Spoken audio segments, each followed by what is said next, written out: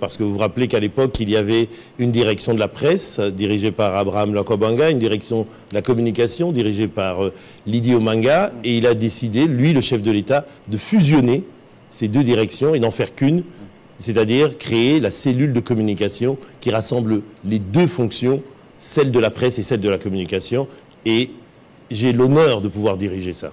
Ça vous fait un grand directeur. Avec recul aujourd'hui, où est-ce que vous en êtes exactement?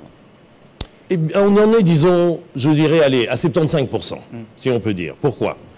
Parce qu'on avait pour tâche d'abord de remettre de l'ordre dans cette direction. C'est-à-dire d'essayer de rassembler des équipes qui étaient éparses, qui parfois ne s'entendaient pas, mais bon, il fallait remettre de l'ordre dedans, de repérer des talents, parce que parfois il y avait des grands talents, mais qui n'étaient pas mis en valeur. Donc il fallait repérer les talents, les promouvoir, essayer de mettre en avant des nouvelles techniques, faire appel à la créativité de cette équipe, et puis après, essayer de se focuser, d'être focus sur notre mission qui est d'être au service du chef de l'État. C'est-à-dire, du côté de la presse, reporter les activités du chef de l'État, dire ce que le chef de l'État fait, dire ce qu'il va faire et ce qu'il a déjà réalisé, et le répandre, je veux dire, au plus grand nombre, que tous les Congolais puissent le savoir, mais bien sûr au pays, mais aussi à l'étranger.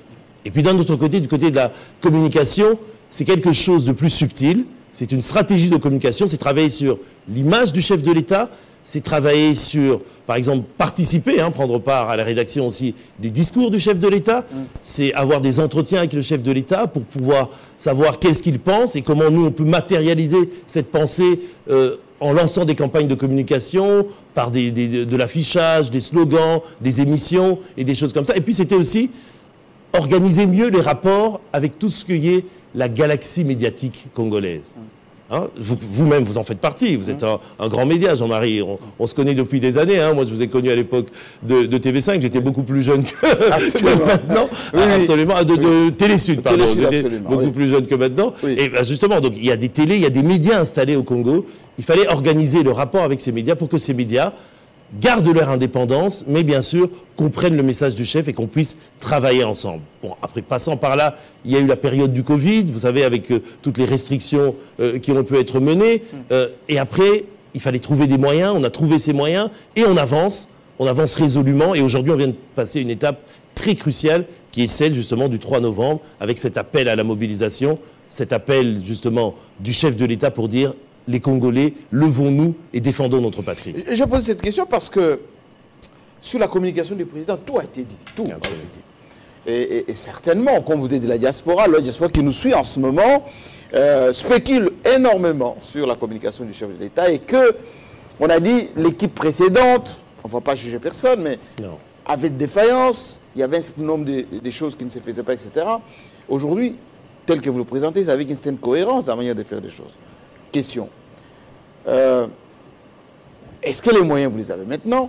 Est-ce que la synergie, vous l'avez maintenant? Est-ce qu'avec lui, vous avez des entretiens fréquents, des éléments de langage et surtout de ce qu'on appelle des orientations qui vous permettent d'avoir une visibilité sur le long terme? Je commencerai par la fin de votre question. Oui.